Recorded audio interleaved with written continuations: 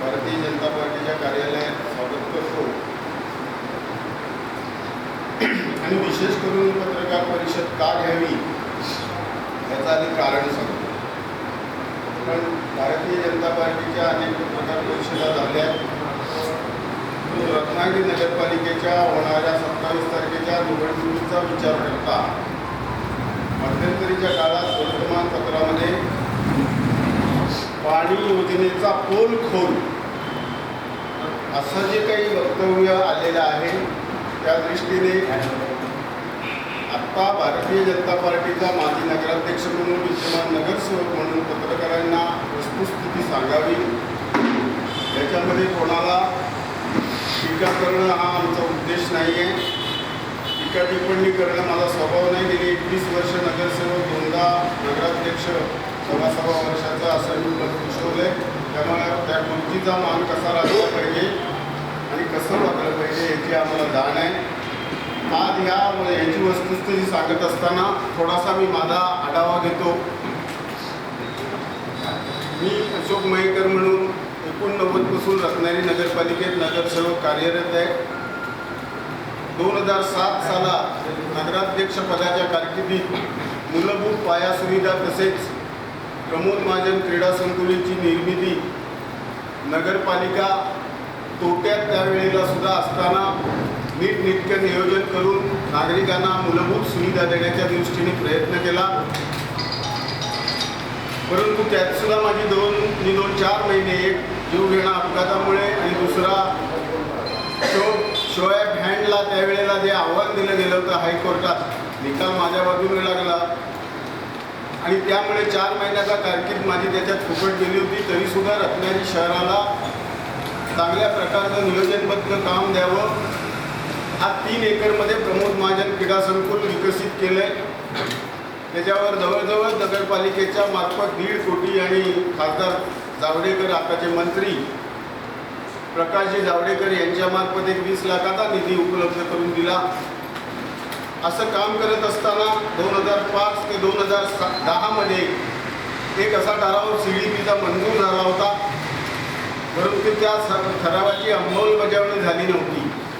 ती अंमलबजावणी मी 2013-14ला ज्या वेळेला झालो त्यावेळेला रत्नागिरी शहराचा CDP मी स्वतः तयार करायला लावला. त्याची एजन्सी नेमली. 13-14ला मी नगराध्यक्ष होत असताना माझ्या अगोदरच्या काळात एक वर्ष वेळेला 2011 सालात आम्ही 21 जण निवडून आलो होतो. पण एक अभ्यासू सहकारी म्हणून ते वेळोवेळी माझं मार्गदर्शन घेत, माझ्याशी चर्चा करत, भाजपचा गटनेता म्हणून चर्चा करत आणि त्यांच्या मार्फत देखील ह्या विकास कामांना चांगल्या प्रकारची चालना देण्याचा प्रयत्न त्यांनी केला. त्यामध्ये CDPला चालना दिली, पाणी योजनेला चालना दिली, रिफॉर्मसाठी चालना दिली. परंतु अभ्यासू असणारा हा आजचा नगरसेवक मिलिंद कील आज नगरसेवक पण होऊ शकत नाही आहे किंवा नगराध्यक्ष पदात सुद्धा त्याला कुठे संधी मिळाली नाही पुढच्या काळात. ही वस्तुस्थिती आहे. परंतु रिफॉर्म्स तयार केले किंवा करायला लावले आणि त्यासाठी जे प्रयत्न केले, त्यासाठी जो 2.25 कोटी रुपयाचा निधी आणला, तो निधी आणण्यामध्ये मिलिंद कील यांचा वाटा होता हे विसरून चालणार नाही. परंतु तो आल्याच्या नंतर ॲक्च्युअल पाणी योजनेसाठी आदरणीय बाळासाहेब माने जे आमदार नव्हते, परंतु आमदार जरी नसले तरी आमदार पद काय असतं किंवा विधिमंडळात कामकाज केले असल्यामुळे ह्या 63 कोटीच्या पाठीमागे जो निधी आणणं गरजेचं होतं, 63 कोटी रुपयांचा जे काम वर्कआउट झालं होतं, मग त्याच्यामध्ये पाणी योजनेसाठी पाईप्स असतील, मशिनरी असेल, शीळ पाईपलाईन दुरुस्ती असेल, सीडचे पाईप असतील, अनेक अशी हेड्स आहेत जी मी तपशिलात मागितली तर माझ्याजवळ कागद आहे मी आपल्याला देईन. ही सुधारित नळ पाणी योजना करत असताना जीवन प्राधिकरण, त्याच्यावरची एजन्सी, रिफॉर्मची एजन्सी, मुख्याधिकारी, जीवन प्राधिकरणाचे वरिष्ठ अधिकारी, ह्या सगळ्यांची जवळजवळ 20 मीटिंग नाट्यगृहामध्ये झाले आणि त्याचा मी साक्षीदार आहे नगराध्यक्ष म्हणून त्यावेळेचा, आणि सोबत बाळासाहेब माने असं. अशा वेळेला कोणीही हा प्रयत्न करायला लागतो तो केला नव्हता. आणि पोलखोलच्या भाषा ज्या वेळेला बाहेर आल्या त्यामुळे काय पोल खोलताय. नगराध्यक्ष म्हणून जर मी काम केलंय या पाणी योजनेला नितीन कीर बरोबर पाठोपाठ लक्ष घालून ही योजना कार्यान्वित होण्यासाठी प्रयत्न केले, तर पोलखोल कसला. आणि पाणी योजनेचा भाजपचा पोलखोल सातत्याने माझ्यानंतर महेंद्र मयेकर यांनी प्रयत्न केला. आता ते सादरीकरण करायचं त्याच्यावरून वादविवाद. माझ्या दृष्टीने हे वादविवाद करण्यात काही अर्थ नाही. ते कुठे करायचं, कसं करायचं, नागरिकांच्या त्याच्यात इच्छा व्यक्त करायच्या होत्या सादरीकरणात सुद्धा, की ह्यातून सुद्धा तुम्हाला आणखी काही सूचना आहेत का, आणखी काही म्हणणं आहे का, काही तुम्हाला शंका आहे का, तर ते सादरीकरणाने आपल्याला त्यांच्याकडनं जाणून घ्यायचं होतं. आणि शहराला एकंदरीत कळलं पाहिजे की आता रत्नागिरी शहराला 63 कोटी जे माननीय मुख्यमंत्र्यांनी तात्काळ मंजूर केले, त्यासाठी जो प्रस्ताव करावा लागतो, त्यासाठी जी मेहनत करावी लागते, तरच ही योजना, म्हणजे एखादं काम इतकं मोठं करायचं ठरवल्याच्यानंतर त्याच्या पाठीमागची जी तपश्चर्या असते ती विसरून चालत नाही. निवडणुका आल्या म्हणून काही बोलायचं आणि काही सांगायचं, खोटं कधी सांगितलं नाही, खोटा कधी वागलो नाही. सर्व सन्माननीय नगरसेवकांना मी जे वेळा नगराध्यक्ष असताना सन्मानाने वागवलं. एखाद्या गोष्टीला अडीअडचणी झाल्या तर समोर बोलून चर्चा करून ते केलं, परंतु कधीही निव्वळ पक्षभिन्नेशाने वागलो. अशा तऱ्हेने ज्या वेळेला ही पाणी योजना बनत असताना अशा तऱ्हेची वक्तव्य आल्यावर वाईट वाटतं. कारण आज कुठलीही नगरसेवक पदाची किंवा नगराध्यक्ष पदाची मी निवडणूक लढवत नाही.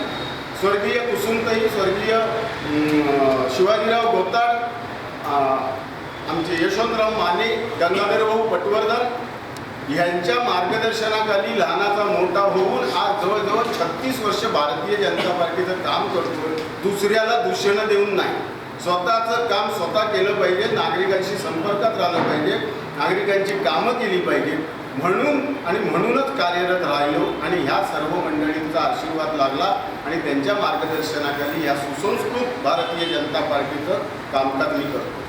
पण त्याचबरोबर असं ऐकल्याच्यानंतर इतकं काम करत असताना लोक जर पोलखोल करायला लागली पाणी योजनेचं, तर मात्र दुःख होतं. आणि त्या दुःखामुळे वस्तुस्थिती काय आहे ही नागरिकांना कळावी, पत्रकारांना कळावी, याकरता खरं तर आपल्याला बोलवलं. अशा अनेक गोष्टींना मी नगरपालिकेमध्ये चालना दिल्या कामकाजाला. म्हणजे कचऱ्याचा प्रश्न असेल, पाण्याचा प्रश्न असेल, रोड मॅपिंगचा प्रश्न असेल, पाणी ऑडिटचा प्रश्न असेल, नितीन कीरनी ज्या ज्या पद्धतीने सुरुवात केली होती ती पुढे नेण्याचं काम निश्चितपणाने मी केलं.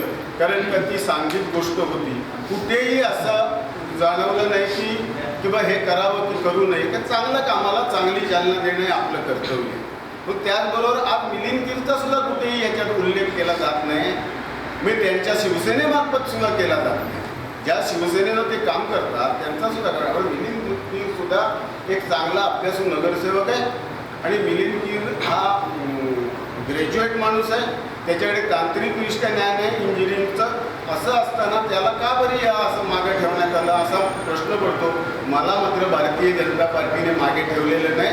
मी स्वतःहून आता थांबलो आणि मी भारतीय जनता पार्टीचं काम करतो. गोष्ट आपल्याला सांगितली की माझी अतीव इच्छा आहे आणि त्याचा मी पाठपुरावा निश्चितपणाने करणार आहे की इतकी सगळी कामं होतात. आता 2 गोष्टी आम्ही करून ठेवल्यात तिथे नगरपालिकेमध्ये. स्वर्गीय मीनाताई ठाकरे आणि स्वर्गीय बाळासाहेब ठाकरे यांच्या नावाने एक उद्यान आणि एक व्यापारी संकुल अशी आम्ही जी रिझर्व्ह जागा आहे त्या रिझर्व्ह जागेमध्ये ही संकुलं बांधली जावी, त्याला ही नावं दिली जावी अशी आमची इच्छा आहे. त्याप्रमाणे ठराव झालेले आहे. छोट्या छोट्या गोष्टीवरनं राजकारण करण्यापेक्षा आज ज्यांचे हात मोठे आहे, ज्यांच्याकडे सत्ता आहे किंवा ते सत्तेने विधिमंडळात भूमिका मांडू शकतात, माझी आमदारांना हिची विनंती आहे की ही कामासाठी पैसे आणा ना, ही संकुलं उभी करूया ना. रत्नागिरीमध्ये काय आहे तर एक चौपाटी, पांढरा समुद्र, काळा समुद्र आणि जिजामाता उद्यान, या व्यतिरिक्त नागरिकांना फिरण्यासाठी मनोरंजनासाठी कुठलीही गोष्ट नाही. करूया ना तारांगण, जागा पुणवते आपल्याला रिझर्वेशनची जुन्या माळण्यामध्ये. बाळासाहेब ठाकरेंचं नाव द्या त्या तारांगणाला, आमची त्याला मान्यता असेल. बरं, हे तारांगणासाठी पैसे आहे. ज्या ज्या वेळेला त्यांनी माझ्याकडे ठराव मागितले, स्काय वॉकचा ठराव मी करून दिलाय, तोरण नाला बंदिस्त करण्याचा स्लॅब मी करून दिलाय ठराव, त्याला उद्यानाचा ठराव मी करून दिलाय. आणि एक मला समाधानी गोष्ट वाटते की ग्रामपंचायतीसारख्या क्षेत्रामध्ये सुद्धा प्रवेशद्वारावर कमानी असतात, त्या गावाचं नाव असतं.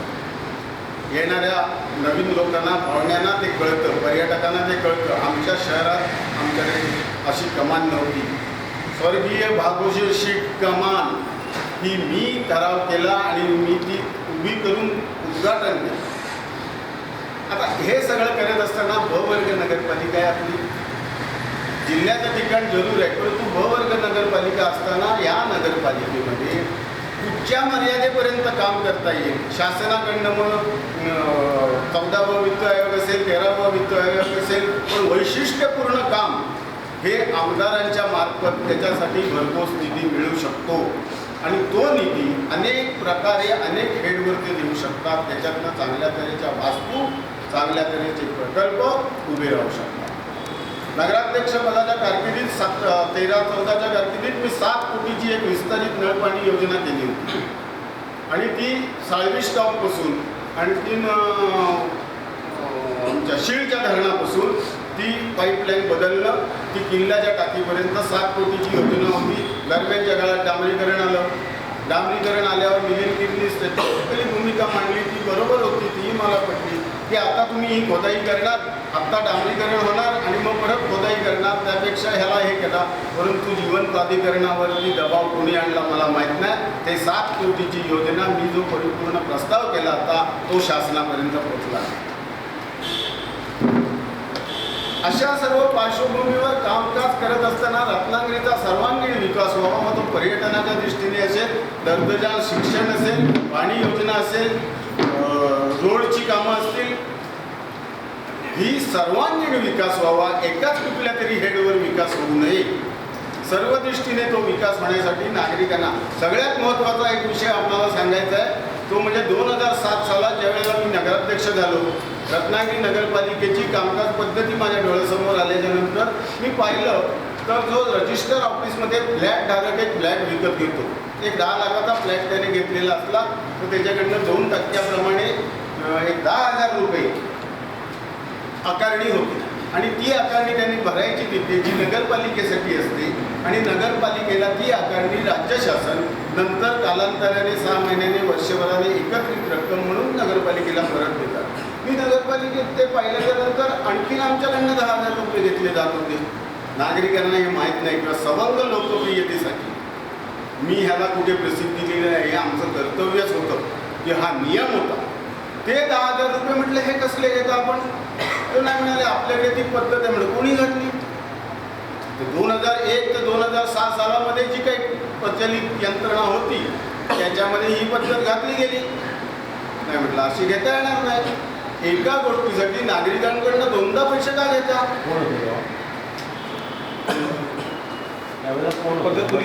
सुरू होतं. म्हटलं असं करता येणार नाही. मी ठराव आणला आणि मी म्हटलं बा फॉर्मल जी काही रजिस्ट्रेशन आपल्याकडे करायला ज्यावेळेस तो खरेदी खत घेऊन माणूस येईल, 7बाराचा उतारा घेऊन येईल, त्यावेळेला त्याच्याकडनं फॉर्मलची फी काय आहे, 500 रुपये, 1000 रुपये ती जरूर आकारा. कारण ते आता आम्हाला पुढे सगळं मेंटेन करायचं असतं. परंतु तुम्ही 2% तिथे पण नाही इथे पण घ्यायची नाही. ठराव करून रद्द केला. आता फक्त रजिस्ट्रेशन ऑफिसला फी मिळते. आपल्याला जर माहिती असेल अशी घेतली जाते नगरपालिकेत तर सांगा. जात नाही. ह्याची ज्यांनी प्लॉट घेतले 2007 नंतर त्यांना कल्पना नाही. का नाही लोक आम्हाला मतं देणार हो कमळाला? या ज्या गोष्टी आम्ही केलेल्या आहेत या लोकांपर्यंत आता पोहोचवण्याची वेळ आली. कारण आम्हाला काही खोटं सांगायचं नाही आणि पोलखोल करून घ्यायचा नाही. कसला पोलखोल पाण्याचा?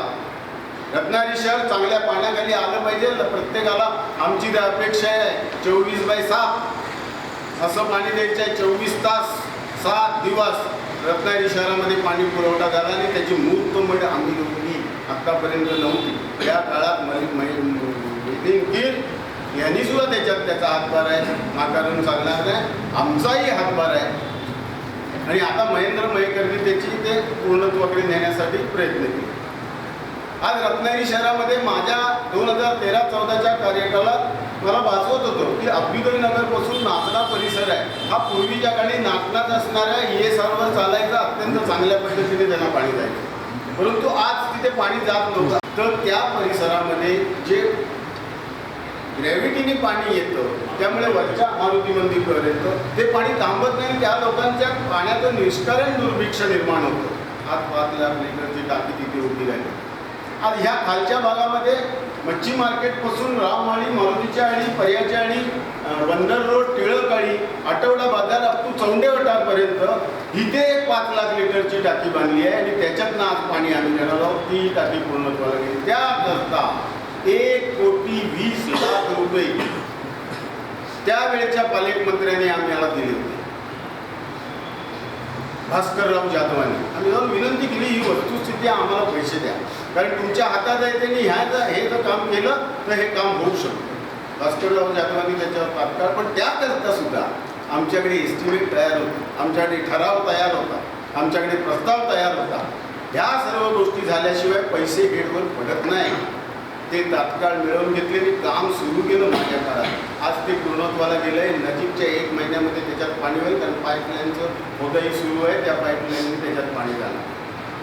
रत्नागिरी शहराच्या विकासासाठी, रत्नागिरी शहराच्या भरभराटीसाठी किंवा नागरिकांच्या अपेक्षेप्रमाणे कामासाठी, मग सॅनिटेशनची कामं असतील, गटरांची कामं असतील, उघडा पर्याय बंदिस्त करण्याचं काम असेल, सर्व दृष्टीने आम्ही लक्ष घातलं आणि आम्ही आज कामकाज केलं. आणि आमच्यानंतर येणाऱ्या नगरसेवकांच्या पार्ट्यात आम्ही ते घातलं की आम्ही हे काम केलं, हे पुढे काम चालवतील अशी आमची अपेक्षा आहे.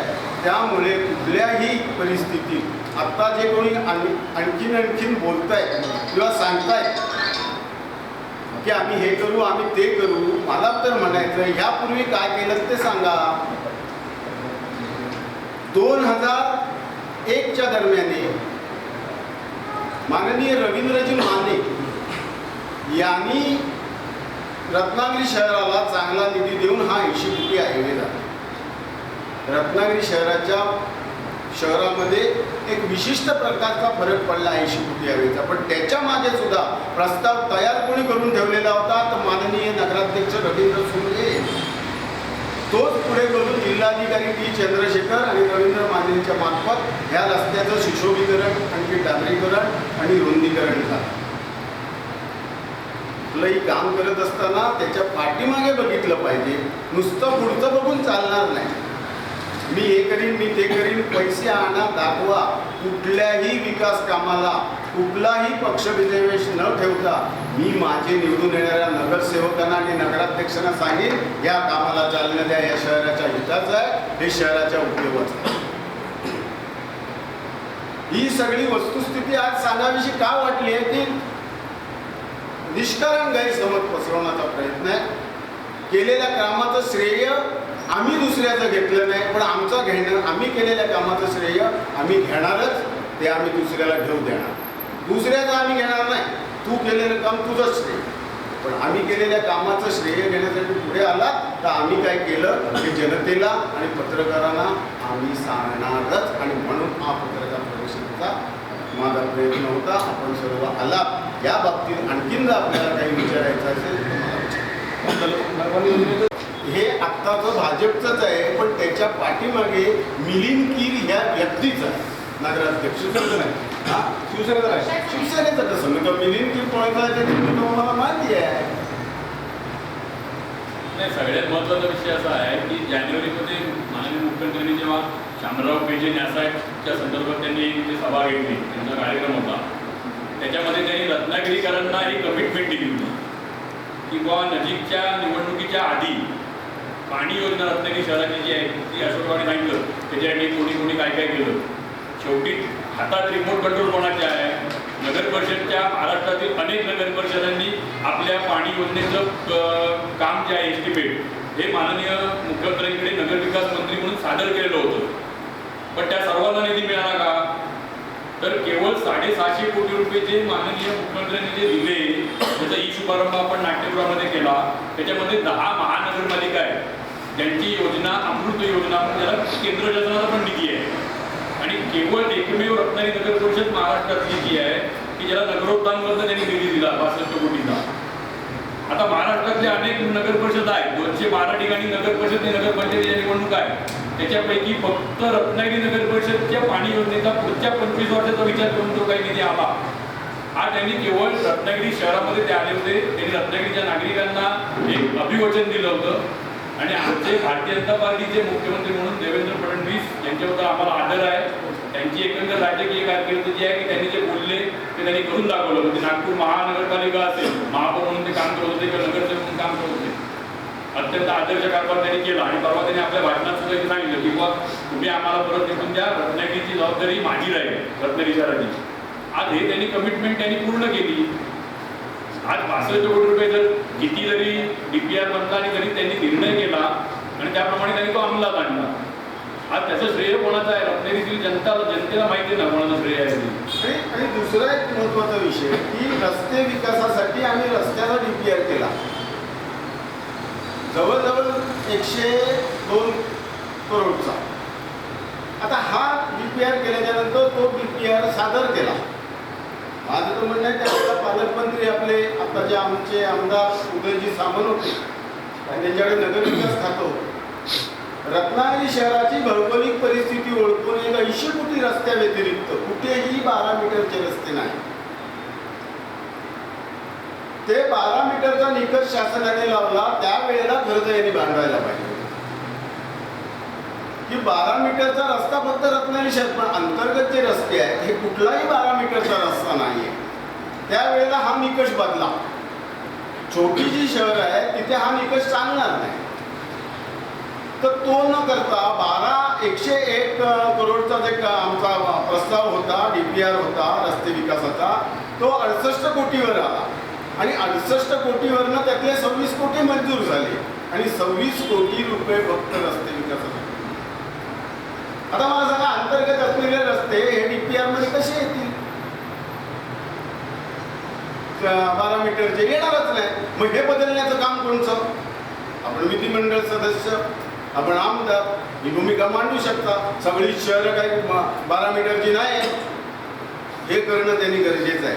हे श्रेय त्यांना जरूर देऊ बदलून पाणी योजने संबंधी लावलेली नकामुळे झाली आपण सर्व साक्षीदार आहात. कोण असा तुम्ही उल्लेख केला? कोण म्हणाला होता आणि कुणाला तुम्ही उत्तर देऊ? नाही हे माझ्याकडे इथे आहे हेमंत मंजू पत्रकार यांनी भाजपचा पाणी योजनेचा टाइम्सला बातमी व्हॉट्सअपवर फिरते. असं नाही म्हणजे कुठच्या नेत्याने व्यक्त केलेलं वाटतं त्याच्यात उत्तर काय असं नाही. नाही पण वस्तुस्थिती सांगतो. त्याच्यात खोल आहे की काय आहे तुम्ही जा खोलायला लावला तुम्ही. बेकायदेशीर 117 जोडण्या आहेत.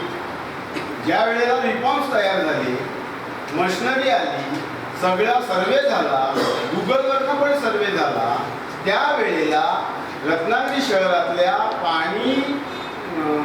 पाण्याची बिलं वसूल करणाऱ्यांना बसून चर्चा झाली त्या लोकांची.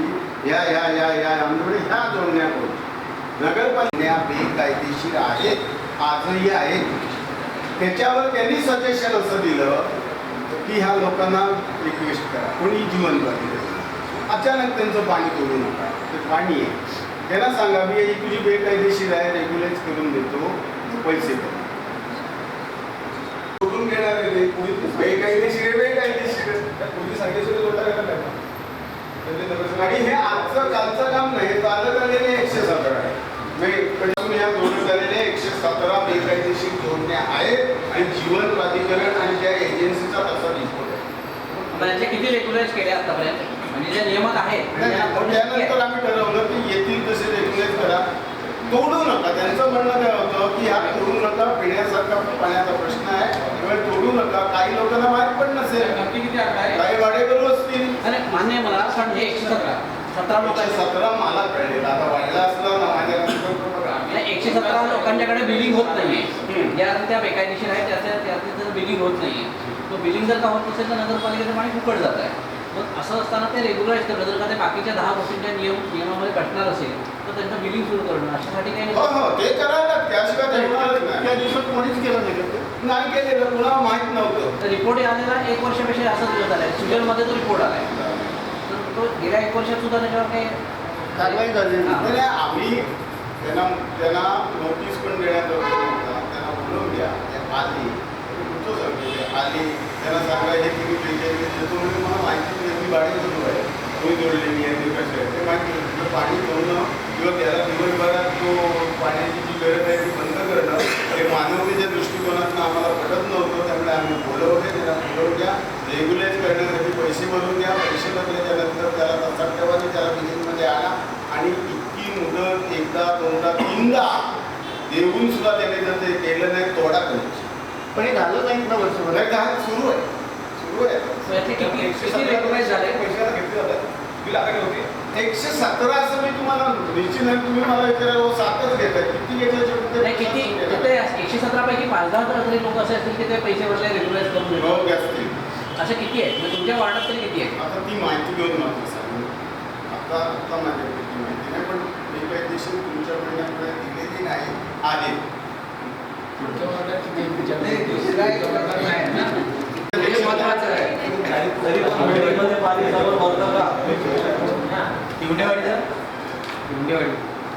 हा, आता तिवंडेवाडी या विषयावर सुद्धा मला बोलायचं आहे. वारंवार तिवंडेवाडीचा विषय माननीय आमचे आताचे उमेदवार नगराध्यक्षपदाचे राहुलजी पंडित हा विषय काढायचे. पण मी त्याच वेळेला म्हणजे ते बरोबर काढतात, तिवंडेवाडीचं कनेक्शन त्यांना द्यावं या मताचे आम्ही सुद्धा नाही. पण त्याचबरोबर दुसरा एक विषय आहे की कोकण नगर येथून 1-1 इंचाची 2 कनेक्शन रत्नागिरी शहराच्या बाहेर दिलेली आहे. की लगेच प्रश्न करायचा, त्या प्रश्नाचं गांभीर्य नाही. कोकण नगर शिरगाव हद्दीत दिलेली आहे 2 इंच कनेक्शन, 1-1 इंचाची, ते 2 इंचाचं आणि ही 1-1 इंचाची 2.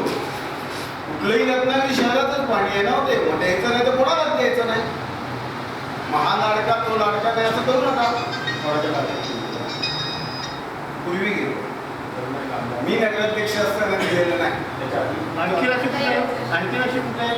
नाही नाही, अशी रत्नागिरी शहराच्या लगत असणाऱ्या भागामध्ये अर्धा इंचाची कनेक्शन गेलेली याची घरं आहे. ही सगळी नवीन पाणी जोडणार आहे. जोडावी लागतील. पण अशी अचानक किती आहेत साहेब? अशी किती आहेत?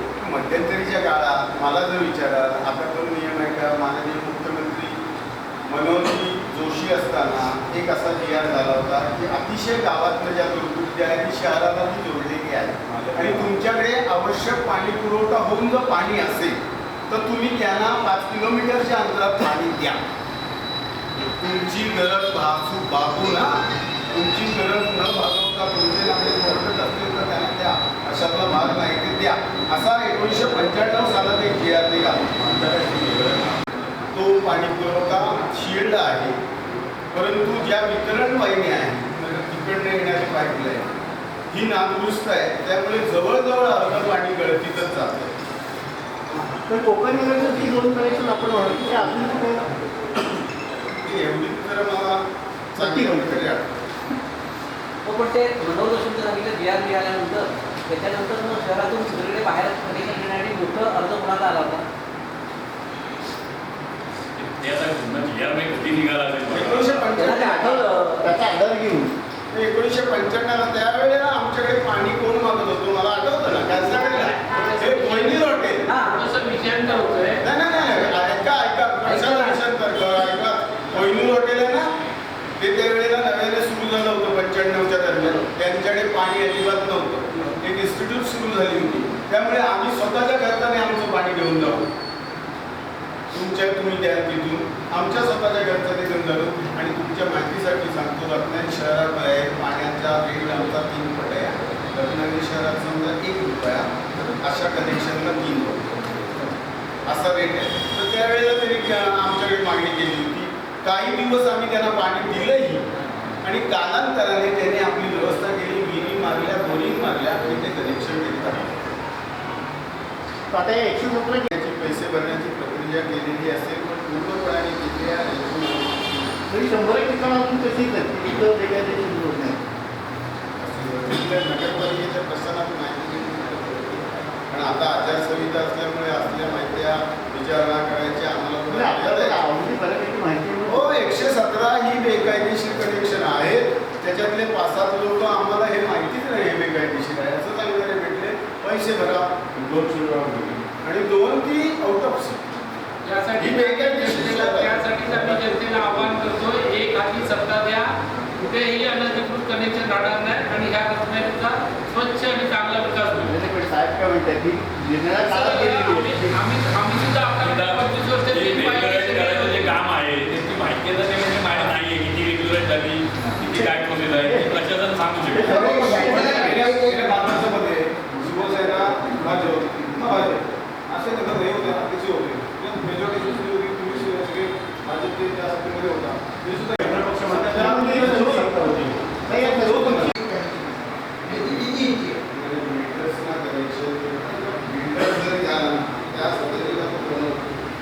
बिल्डरच्या पृथ्वी भागाला तुम्ही आणून जोडायचं.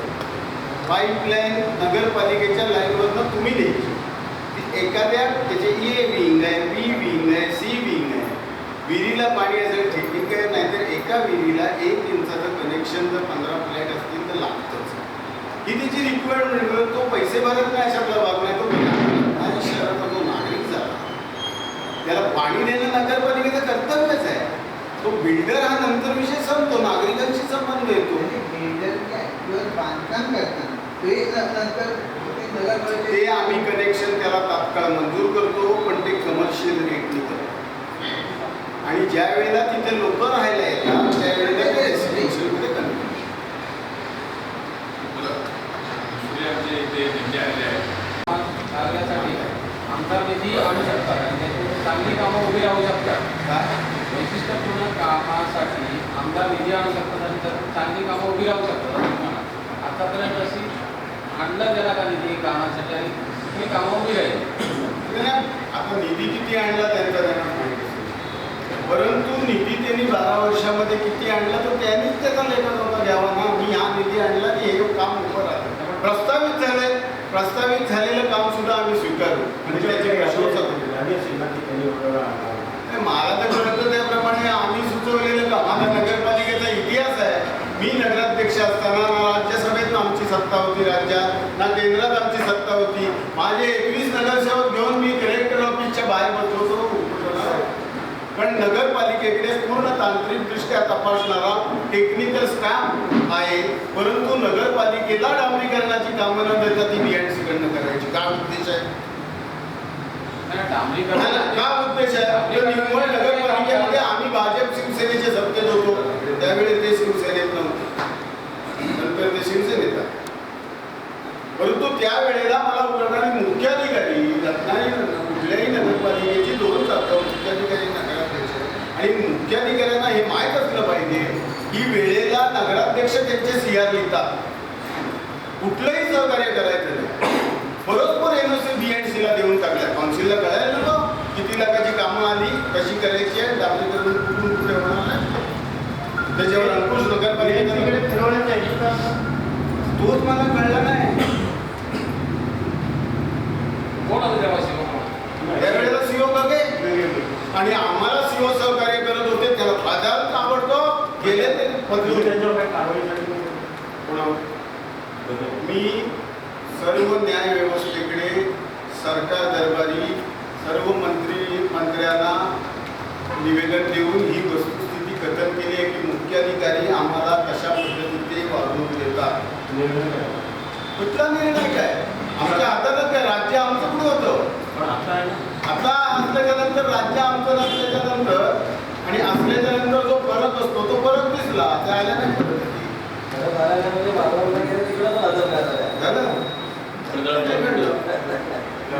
त्यामुळे कसं आहे की चांगल्याला चांगलं म्हणणं हे आमचा स्वभाव आहे. योग्य प्रकारे बोलणाऱ्याला शाबासकी देणं आमचा आमचा स्वभाव आहे. पण आमचं श्रेय घेण्याचा कोणी जर प्रयत्न केला आणि त्या श्रेय एवढंच ह्या पाणी योजनेच्या बाबतीत मला बोलावं असं वाटलं की आम्ही घेतलंय त्याच्यात, मेहनत घेतली आहे, आम्ही फिरलोय, आम्ही तासनतास बसलोय आणि या योजनेला आकार देण्याचा प्रयत्न केलाय. लोकांना पाणी मिळणार आहे. अशा वेळेला भाजपचा पोलखोल करण्या इतकं हे मोठं काम नाही त्यांनी केलेलं. भाजपचा पाणी योजनेचा पोलखोल, अरे आम्हीच काढल्यात करता पाणी योजनेसाठी मिलिंद कीरनी काढल्या आणि श्रेय लाटण्याचा प्रयत्न जर करत असाल तर हे ठणकावून सांगतो. ओके, 2 मिनिटं